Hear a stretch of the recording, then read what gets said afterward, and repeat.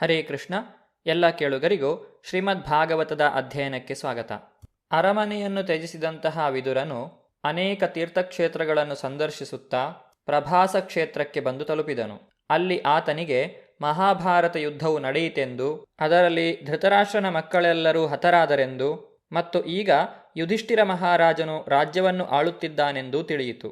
ಬಿದಿರಿನ ತಿಕ್ಕಾಟದಿಂದ ಹೊತ್ತಿಕೊಳ್ಳುವ ಬೆಂಕಿಯಲ್ಲಿ ಇಡೀ ಅರಣ್ಯವೇ ಸುಟ್ಟು ಭಸ್ಮವಾಗುವಂತೆ ತನ್ನ ಸಕಲ ಬಂಧು ಪರಿವಾರವು ಉಗ್ರ ಭಾವಾವೇಶದಿಂದ ಹೊಡೆದಾಡಿ ಸಾವನ್ನಪ್ಪಿತೆಂದು ಪ್ರಭಾಸ ಕ್ಷೇತ್ರದಲ್ಲಿದ್ದಾಗ ವಿದುರನಿಗೆ ಗೊತ್ತಾಯಿತು. ಅನಂತರ ಅವನು ಸರಸ್ವತೀ ನದಿಯು ಹರಿಯುತ್ತಿರುವ ಪಶ್ಚಿಮ ದಿಕ್ಕಿನತ್ತ ಹೊರಟನು. ಕೌರವರು ಮತ್ತು ಯಾದವರು ವಿದುರನ ಬಂಧುಗಳು. ದಾಯಾದಿಗಳ ಯುದ್ಧದಿಂದ ಅವರೆಲ್ಲ ಗತಿಸಿದ ವಿಚಾರ ವಿದುರನಿಗೆ ತಿಳಿಯಿತು. ಅರಣ್ಯದಲ್ಲಿ ಬಿದಿರಿನ ತಿಕ್ಕಾಟವನ್ನು ಮಾನವ ಸಮುದಾಯದ ಭಾವಾವೇಶಗಳಿಗೆ ಹೋಲಿಸಲಾಗಿದೆ. ಇಡೀ ವಿಶ್ವವನ್ನು ಒಂದು ಅರಣ್ಯಕ್ಕೆ ಹೋಲಿಸಲಾಗಿದೆ. ತಿಕ್ಕಾಟದಿಂದಾಗಿ ಅರಣ್ಯದಲ್ಲಿ ಯಾವ ಕ್ಷಣದಲ್ಲಾದರೂ ಬೆಂಕಿ ಹೊತ್ತಿಕೊಳ್ಳಬಹುದು. ಬೆಂಕಿ ಹಚ್ಚಲು ಅರಣ್ಯಕ್ಕೆ ಯಾರೂ ಹೋಗುವುದಿಲ್ಲ. ಆದರೆ ಬಿದಿರು ಮರಗಳ ತಿಕ್ಕಾಟದಿಂದಾಗಿ ಬೆಂಕಿ ಹೊತ್ತಿಕೊಳ್ಳುತ್ತದೆ. ಅದರಿಂದ ಇಡೀ ಅರಣ್ಯ ಸುಟ್ಟು ಭಸ್ಮವಾಗುತ್ತದೆ. ಅಂತೆಯೇ ಪ್ರಾಪಂಚಿಕ ವ್ಯವಹಾರಗಳ ಮಹಾ ಅರಣ್ಯದಲ್ಲಿ ಬಹಿರಂಗ ಶಕ್ತಿಯ ಮಾಯೆಯಿಂದ ಬದ್ಧಾತ್ಮರು ಮೋಹಿತರಾಗುತ್ತಾರೆ. ಅವರ ಹಿಂಸಾತ್ಮಕ ಭಾವಾವೇಶಗಳಿಂದಾಗಿ ಯುದ್ಧಾಗ್ನಿಯು ಹೊತ್ತಿಕೊಳ್ಳುತ್ತದೆ. ಮಳೆಯಿಂದ ಕಾಡುಗಿಚ್ಚು ನಂದುವಂತೆ ಅಂತಹ ಪ್ರಾಪಂಚಿಕ ಕಿಚ್ಚು ಸಾಧು ಸಂತರ ಅನುಗ್ರಹವೆಂಬ ಮೋಡ ಸುರಿಸುವ ಮಳೆಯಿಂದ ಮಾತ್ರವೇ ಶಾಂತವಾಗುತ್ತದೆ. ಸರಸ್ವತೀ ನದಿಯ ದಂಡೆಯಲ್ಲಿ 11 ಯಾತ್ರಾಸ್ಥಳಗಳಿದ್ದವು. ಅವುಗಳೆಂದರೆ ತ್ರಿತ, ಉಶನ, ಮನು, ಪೃಥು, ಅಗ್ನಿ, ಅಸಿತ, ವಾಯು, ಸುದಾಸ, ಗೋ, ಗುಹ ಮತ್ತು ಶ್ರಾದ್ದದೇವ. ವಿದುರನು ಈ ಎಲ್ಲ ಕ್ಷೇತ್ರಗಳಿಗೂ ಭೇಟಿ ನೀಡಿದನು.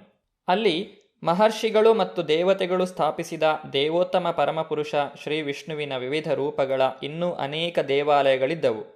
ಈ ದೇವಸ್ಥಾನಗಳು ಭಗವಂತನ ಮುಖ್ಯ ಲಾಂಛನಗಳಿಂದ ಅಂಕಿತವಾಗಿದ್ದವು. ಅವು ಪ್ರತಿಯೊಬ್ಬರಿಗೂ ಮೂಲ ದೇವೋತ್ತಮ ಪರಮಪುರುಷ ಶ್ರೀಕೃಷ್ಣನ ನೆನಪು ತರುತ್ತಿದ್ದವು. ಅನಂತರ ವಿದುರನು ಅತ್ಯಂತ ಶ್ರೀಮಂತ ಪ್ರಾಂತಗಳಾದ ಸೂರತ್, ಸೌವೀರ, ಮತ್ಸ್ಯ ಮತ್ತು ಕುರುಜಾಂಗಲವೆಂಬ ಪ್ರಸಿದ್ಧವಾದ ಪಶ್ಚಿಮ ಭಾರತವನ್ನು ದಾಟಿ ಹೋದನು. ಕೊನೆಗೆ ಅವನು ಯಮುನಾ ನದಿಯ ದಂಡೆಯನ್ನು ತಲುಪಿದನು. ಅಲ್ಲಿ ಭಗವಾನ್ ಶ್ರೀಕೃಷ್ಣನ ಮಹಾನ್ ಭಕ್ತನಾದ ಉದ್ಧವನನ್ನು ಸಂಧಿಸಿದನು. ಭಗವಾನ್ ಶ್ರೀಕೃಷ್ಣನ ನಿರಂತರ ಸಹಚರನೂ ಬೃಹಸ್ಪತಿಗಳ ಮಹಾನ್ ಶಿಷ್ಯನೂ ಆದ ಉದ್ಧವನನ್ನು ಪ್ರೀತಿ ವಾತ್ಸಲ್ಯಗಳಿಂದ ವಿದುರನು ಆಲಂಗಿಸಿಕೊಂಡನು. ಅನಂತರ ವಿದುರನು ದೇವೋತ್ತಮ ಪರಮಪುರುಷನಾದ ಭಗವಾನ್ ಶ್ರೀಕೃಷ್ಣನ ಕುಟುಂಬದ ಸಮಾಚಾರವನ್ನು ಕೇಳಿದನು. ವಿದುರನು ತಂದೆಯ ರೀತಿಯಲ್ಲಿ ಉದ್ಧವನಿಗಿಂತ ದೊಡ್ಡವನು. ಆದ್ದರಿಂದಲೇ ಇಬ್ಬರು ಸಂಧಿಸಿದಾಗ ಉದ್ಧವನು ವಿದುರನಿಗೆ ತಲೆಬಾಗಿ ನಮಸ್ಕರಿಸಿದನು. ಉದ್ಧವ ಮಗನ ರೀತಿಯಲ್ಲಿ ಚಿಕ್ಕವನಾದ್ದರಿಂದ ವಿದುರನು ಅವನನ್ನು ಆಲಂಗಿಸಿದನು. ವಿದುರನ ಸಹೋದರನಾದ ಪಾಂಡು ಮಹಾರಾಜನು ಶ್ರೀಕೃಷ್ಣನ ಚಿಕ್ಕಪ್ಪ. ಉದ್ಧವನು ಶ್ರೀಕೃಷ್ಣನ ಸೋದರ ಸಂಬಂಧಿ. ಈ ಕಾರಣದಿಂದಾಗಿ ಸಾಮಾಜಿಕ ರೂಢಿಗೆ ಅನುಸಾರವಾಗಿ ಉದ್ಧವನು ವಿದುರನನ್ನು ತಂದೆಗೆ ಸಮಾನಾಗಿ ಗೌರವಿಸಿದನು. ಉದ್ಧವನು ತರ್ಕಶಾಸ್ತ್ರದಲ್ಲಿ ಮಹಾನ್ ಪಂಡಿತನಾಗಿದ್ದನು. ದೇವತೆಗಳ ಗುರುವಾದ ಮಹಾಜ್ಞಾನಿ ಪುರೋಹಿತ ಬೃಹಸ್ಪತಿಯ ಶಿಷ್ಯ ಅಥವಾ ಪುತ್ರನೆಂದು ಆತನು ಖ್ಯಾತನಾಗಿದ್ದನು.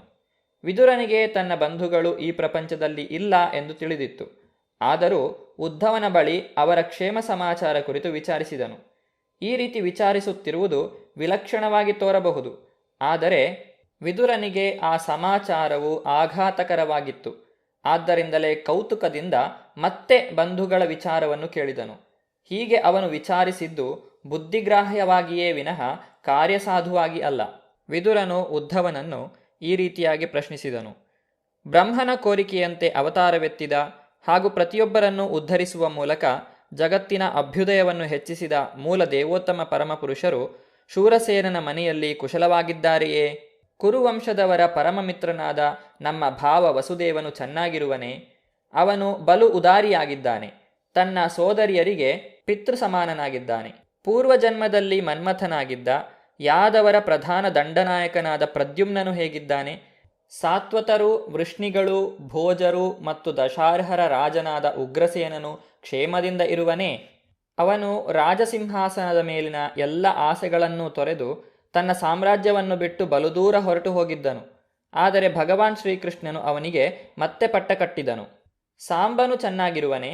ಪೂರ್ವಜನ್ಮದಲ್ಲಿ ಅವನು ಕಾರ್ತಿಕೇಯನಾಗಿ ಜನಿಸಿದ್ದನು. ಈಗ ಆತನು ಜಾಂಬವತಿಯ ಮಗನಾಗಿ ಜನಿಸಿದ್ದಾನೆ. ಯುಯುಧಾನು ಚೆನ್ನಾಗಿರುವನೇ. ಆತನು ಅರ್ಜುನನಿಂದ ಸಮರಕಲೆಯ ಗಹನತೆಗಳನ್ನು ಕಲಿತುಕೊಂಡನು ಮತ್ತು ಮಹಾತ್ಯಾಗಿಗಳಿಗೂ ದುರ್ಲಭವಾದ ದಿವ್ಯ ಗಮ್ಯಸ್ಥಾನವನ್ನು ಸಾಧಿಸಿದನು. ಶ್ವಫಲ್ಕನ ಪುತ್ರನಾದ ಅಕ್ರೂರನು ಚೆನ್ನಾಗಿದ್ದಾನೆಯೇ? ದೇವಕ ಭೋಜನ ಮಗಳು ದೇವಕಿಯು ಚೆನ್ನಾಗಿರುವಳೇ? ಅನಿರುದ್ಧನು ಕ್ಷೇಮವಾಗಿರುವನೇ? ಶ್ರೀಕೃಷ್ಣನನ್ನು ತಮ್ಮ ಆತ್ಮವೆಂದು ಅಂಗೀಕರಿಸಿ ಪಥಭ್ರಾಂತರಾಗದೆ ಅವನ ಮಾರ್ಗವನ್ನೇ ಅನುಸರಿಸುವ ಹೃದೀಕ, ಚಾರುದೇಶ್ನ, ಗದಾ ಮತ್ತು ಸತ್ಯಭಾಮಾಸುತ ಇವರೆಲ್ಲರೂ ಕ್ಷೇಮದಿಂದ ಇರುವರೇ? ಅದೇ ರೀತಿಯಲ್ಲಿ ಯುಧಿಷ್ಠಿರ ಮಹಾರಾಜನು ಧರ್ಮಪಥವನ್ನು ಗೌರವಿಸುತ್ತಾ ಧರ್ಮತತ್ವಾನುಸಾರ ರಾಜ್ಯಭಾರ ಮಾಡುತ್ತಿರುವನೇ ಎಂಬುದನ್ನು ನಾನು ತಿಳಿಯಲು ಇಚ್ಛಿಸುತ್ತೇನೆ. ಸರ್ಪಸದೃಶನಾದ ಅಜೇಯ ಭೀಮನು ಪಾಪಿಗಳ ಬಗ್ಗೆ ಬಹುಕಾಲದಿಂದ ಉಳಿಸಿಕೊಂಡು ಬಂದಿದ್ದ ತನ್ನ ಕ್ರೋಧವನ್ನು ಅವರ ವಿರುದ್ಧ ಬಳಸಿದನೇ? ಅವನು ರಣರಂಗದಲ್ಲಿ ಪಾದಾರ್ಪಣ ಮಾಡಿದಾಗ ಯುದ್ಧರಂಗವೂ ಸಹ ಅವನ ಅದ್ಭುತ ಗದಾಪ್ರಹಾರವನ್ನು ತಡೆದುಕೊಳ್ಳಲು ಆಗಲಿಲ್ಲ. ಗಾಂಡೀವ ಎಂಬ ಹೆಸರಿನ ಧನಸ್ಸನ್ನು ಹೊಂದಿದ ಹಾಗೂ ಶತ್ರು ನಾಶಕಾರಕರಾದ ಮಹಾನ್ ರಥಿಕರಲ್ಲಿ ಸರ್ವದಾ ಪ್ರಖ್ಯಾತನಾದ ಅರ್ಜುನನು ಕ್ಷೇಮವಾಗಿದ್ದಾನೆಯೇ? ತನ್ನ ಸಹೋದರರಿಂದ ರಕ್ಷಿತರಾದ ಯಮಳ ಸಹೋದರರು ಕ್ಷೇಮವಾಗಿದ್ದಾರೆಯೇ? ಧೃತರಾಷ್ಟ್ರನ ಸಲುವಾಗಿ ನಾನು ಶೋಕಿಸುತ್ತೇನೆ.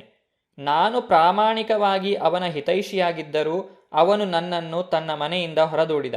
ಏಕೆಂದರೆ ಅವನು ತನ್ನ ಪುತ್ರರ ಕಾರ್ಯವಿಧಾನವನ್ನೇ ಒಪ್ಪಿ ಅನುಸರಿಸಿದ. ತೀರ್ಥಕ್ಷೇತ್ರಗಳಲ್ಲಿ ಗುಣಗಾನ ಮಾಡಬೇಕಾದ ಆ ಭಗವಂತನ ಮಹಿಮೆಗಳ ಸಂಕೀರ್ತನೆಯನ್ನು ಮಾಡು. ಅತ್ಯಂತ ಪ್ರಿಯಕರನಾದ ಶ್ರೀಕೃಷ್ಣನ ಸಂದೇಶಗಳನ್ನು ಹೇಳುವಂತೆ ಮಹಾನ್ ಭಕ್ತ ಉದ್ಧವನನ್ನು ವಿದುರನು ಕೇಳಿಕೊಂಡನು. ಆದರೆ ಶ್ರೀಕೃಷ್ಣನ ಸ್ಮರಣೆ ಮಾತ್ರದಿಂದಲೇ ತೀವ್ರವಾಗಿ ತಲ್ಲಣಗೊಂಡ ಉದ್ಧವನಿಗೆ ತಕ್ಷಣ ಉತ್ತರ ಕೊಡಲಾಗಲಿಲ್ಲ. ಉದ್ಧವನು ಶೈಶವ ಅವಸ್ಥೆಯಿಂದಲೂ ಭಗವಾನ್ ಶ್ರೀಕೃಷ್ಣನ ಸೇವೆಯಲ್ಲಿ ಮಗ್ನನಾದವನು. 5 ವರ್ಷದ ಬಾಲಕನಾಗಿದ್ದಾಗಲೇ ಶ್ರೀಕೃಷ್ಣನ ಸೇವೆಯಲ್ಲಿ ಎಷ್ಟರ ಮಟ್ಟಿಗೆ ತನ್ಮಯನಾಗಿದ್ದನೆಂದರೆ ತಾಯಿಯು ಉಪಹಾರಕ್ಕೆ ಕರೆದರೂ ಅವನು ಉಪಹಾರ ಮಾಡಬಯಸುತ್ತಿರಲಿಲ್ಲ. ಉದ್ಧವನು ಹೀಗೆ ಏಕಪ್ರಕಾರವಾಗಿ ಬಾಲ್ಯದಿಂದ ಭಗವಂತನ ಸೇವೆಯನ್ನು ಮಾಡಿದನು. ವೃದ್ಧಾಪ್ಯದಲ್ಲೂ ಅವನ ಈ ಸೇವಾಭಾವವು ಕುಗ್ಗಲಿಲ್ಲ. ಭಗವಂತನ ಸಂದೇಶವನ್ನು ಕುರಿತು ಕೇಳಿದೊಡನೆಯೇ ಅವನಿಗೆ ಭಗವಂತನ ಸಕಲವೂ ನೆನಪಿಗೆ ಬಂದಿತು. ಕ್ಷಣಕಾಲ ಉದ್ಧವನು ಗಾಢ ಮೌನ ತಾಳಿದನು. ಅವನ ದೇಹ ನಿಶ್ಚಲವಾಯಿತು. ಭಕ್ತಿ ಸೇವೆಯ ಆನಂದ ಪರವಶತೆಯಲ್ಲಿ, ಭಗವಂತನ ಪಾದಪದ್ಮಗಳ ಸ್ಮರಣೆಯ ಅಮೃತದಲ್ಲಿ ಅವನು ಮೈಮರೆತನು. ಅವನು ಆ ಆನಂದ ಪರವಶತೆಯ ಆಳದಲ್ಲಿ ಮುಳುಗಿ ಹೋದಂತೆ ತೋರುತ್ತಿತ್ತು. ಸಂಪೂರ್ಣ ಆನಂದ ಪರವಶತೆಯಿಂದಾಗಿ ಉದ್ಧವನಲ್ಲಿ ಉಂಟಾದ ಸಕಲ ದಿವ್ಯ ಶಾರೀರಿಕ ಬದಲಾವಣೆಗಳನ್ನು ವಿದುರನು ಗಮನಿಸಿದನು. ಉದ್ಧವನು ಶೀಘ್ರದಲ್ಲೇ ಭಗವಂತನ ಧಾಮದಿಂದ ಮಾನವನ ನೆಲೆಗೆ ಮರಳಿದನು. ತನ್ನ ಪೂರ್ವ ಸ್ಮರಣೆಯನ್ನು ಜಾಗೃತಗೊಳಿಸಿ ಕಣ್ಣುಗಳನ್ನು ಒರೆಸಿಕೊಳ್ಳುತ್ತಾ ಸಂತೋಷ ಭಾವದಿಂದ ವಿದುರನನ್ನು ಉದ್ದೇಶಿಸಿ ಮಾತನಾಡಲಾರಂಭಿಸಿದನು. ಪ್ರಿಯ ವಿದುರನೇ, ವಿಶ್ವದ ಸೂರ್ಯನಾದ ಭಗವಾನ್ ಶ್ರೀಕೃಷ್ಣನು ಅಸ್ತಂಗತನಾಗಿದ್ದಾನೆ. ಈ ನಮ್ಮ ಮನೆಯನ್ನು ಮಹಾನ್ ಕಾಲಸರ್ಪವು ನುಂಗಿ ಹಾಕಿದೆ. ಇನ್ನು ನಮ್ಮ ಯೋಗಕ್ಷೇಮವನ್ನು ಕುರಿತು ನಾನು ನಿನಗೆ ಹೇಳುವುದೇನಿದೆ? ಭಗವಂತನ ಚಟುವಟಿಕೆಗಳನ್ನು ಕೇವಲ ಆತನ ಭಕ್ತರು ಮಾತ್ರ ಅರ್ಥ ಮಾಡಿಕೊಳ್ಳಲು ಸಾಧ್ಯ. ಒಂದು ಸಲ ಯದು ಮತ್ತು ಭೋಜ ವಂಶಗಳ ರಾಜಕುಮಾರರು ತಮ್ಮ ಆಟದ ಚಟುವಟಿಕೆಗಳಿಂದ ಮಹಾಮುನಿಗಳಿಗೆ ಕೋಪ ಬರುವಂತೆ ಮಾಡಿದರು. ಕುಪಿತರಾದ ಮುನಿಗಳು ಭಗವಾನ್ ಶ್ರೀಕೃಷ್ಣನ ಇಚ್ಛೆಗೆ ಅನುಗುಣವಾಗಿ ಅವರಿಗೆ ಶಾಪವನ್ನು ಕೊಟ್ಟರು. ಕೆಲವು ತಿಂಗಳುಗಳು ಕಳೆದವು. ಆಗ ದೇವತೆಗಳ ಅವತಾರಿಗಳಾದ ಮತ್ತು ವೃಷ್ಣಿ, ಭೋಜ, ಅಂಧಕರ ವಂಶಜರೂ ಆದವರು ಶ್ರೀಕೃಷ್ಣರಿಂದ ವಿಮೋಹಿತರಾಗಿ ಪ್ರಭಾಸ ಕ್ಷೇತ್ರಕ್ಕೆ ಹೋದರು. ಆದರೆ ಶ್ರೀಕೃಷ್ಣನಲ್ಲಿ ನಿರಂತರ ಭಕ್ತಿಯುಳ್ಳವರು ಅಲ್ಲಿಗೆ ಹೊರಡಲಿಲ್ಲ. ಅವರು ದ್ವಾರಕಿಯಲ್ಲೇ ಉಳಿದರು. ಅವರೆಲ್ಲರೂ ಅಲ್ಲಿಗೆ ತಲುಪಿದ ಮೇಲೆ ಅಲ್ಲಿ ಸ್ನಾನ ಮಾಡಿದರು. ಆ ಪುಣ್ಯಕ್ಷೇತ್ರದ ತೀರ್ಥಜಲದಿಂದ ತಮ್ಮ ಪಿತೃಗಳಿಗೂ ದೇವತೆಗಳಿಗೂ ಮಹರ್ಷಿಗಳಿಗೂ ತರ್ಪಣವನ್ನು ಕೊಟ್ಟು ಅವರನ್ನು ತೃಪ್ತಿಪಡಿಸಿದರು. ರಾಜೋಚಿತ ದಾನವಾಗಿ ಬ್ರಾಹ್ಮಣರಿಗೆ ಗೋವುಗಳನ್ನು ದಾನ ಮಾಡಿದರು. ಆಮೇಲೆ ಯಾದವರು ದೇವೋತ್ತಮ ಪುರುಷನಿಗೆ ಸಮರ್ಪಿಸಿ ನೈವೇದ್ಯ ಮಾಡಿದ ಅತ್ಯಂತ ರುಚಿಕರವಾದ ಅನ್ನವನ್ನು ಬ್ರಾಹ್ಮಣರಿಗೆ ನೀಡಿದರು ಮತ್ತು ಅವರಿಗೆ ಸಾಷ್ಟಾಂಗ ವಂದನೆಯನ್ನು ಸಲ್ಲಿಸಿದರು. ಅವರು ಗೋವುಗಳನ್ನು ಬ್ರಾಹ್ಮಣರನ್ನು ರಕ್ಷಣೆ ಮಾಡುತ್ತಾ ಪರಿಷ್ಕೃತವಾದ ಬದುಕನ್ನು ಬಾಳಿದರು. ಅನಂತರ ವೃಷ್ಣಿ ಮತ್ತು ಭೋಜ ವಂಶಜರು ಬ್ರಾಹ್ಮಣರಿಂದ ಅಪ್ಪಣೆಯನ್ನು ಪಡೆದರು ಮತ್ತು ಪ್ರಸಾದ ಶೇಷವನ್ನು ಸ್ವೀಕರಿಸಿದರು. ಭಗವಂತನ ಯೋಜನೆಯಂತೆ ಅವರೆಲ್ಲರೂ ಪರಸ್ಪರ ಹೊಡೆದಾಡಿಕೊಂಡು ವಿನಾಶವನ್ನು ತಂದುಕೊಂಡರು. ತನ್ನ ಅಂತರಂಗ ಶಕ್ತಿಯಿಂದ ತನ್ನ ವಂಶದ ಕೊನೆಯನ್ನು ದೇವೋತ್ತಮ ಪರಮಪುರುಷ ಶ್ರೀಕೃಷ್ಣನು ಮುಂಚಿತವಾಗಿಯೇ ಕಂಡನು. ಅವನು ಸರಸ್ವತೀ ನದಿ ತೀರಕ್ಕೆ ಹೋಗಿ ಅಲ್ಲಿ ನೀರನ್ನು ಆಚಮನ ಮಾಡಿ ಒಂದು ಮರದ ಕೆಳಗೆ ಕುಳಿತುಕೊಂಡನು. ಶ್ರೀಕೃಷ್ಣನು ಉದ್ಧವನನ್ನು ಬದರಿಕಾಶ್ರಮಕ್ಕೆ ಹೋಗಲು ಮೊದಲೇ ತಿಳಿಸಿದ್ದನು. ಆದರೆ ಉದ್ಧವನು ಶ್ರೀಕೃಷ್ಣನನ್ನು ಹಿಂಬಾಲಿಸುತ್ತಾ ಸರಸ್ವತೀ ನದಿ ತೀರಕ್ಕೆ ಬಂದನು. ಸರಸ್ವತೀ ನದಿ ತೀರದಲ್ಲಿ ಭಗವಾನ್ ಶ್ರೀಕೃಷ್ಣನು ಕುಳಿತಿರುವುದನ್ನು ಆತನು ಕಂಡನು. ಉದ್ಧವನು ಭಗವಂತನಿಂದ ಯಾವ ಆದೇಶವನ್ನು ಪಡೆದನು ಮತ್ತು ಆತನು ಮುಂದಕ್ಕೆ ಏನು ಮಾಡಿದನು ಎಂಬುದನ್ನು ನಾವು ಮುಂದಿನ ಸಂಚಿಕೆಯಲ್ಲಿ ನೋಡೋಣ. ಧನ್ಯವಾದಗಳು. ಹರೇ ಕೃಷ್ಣ.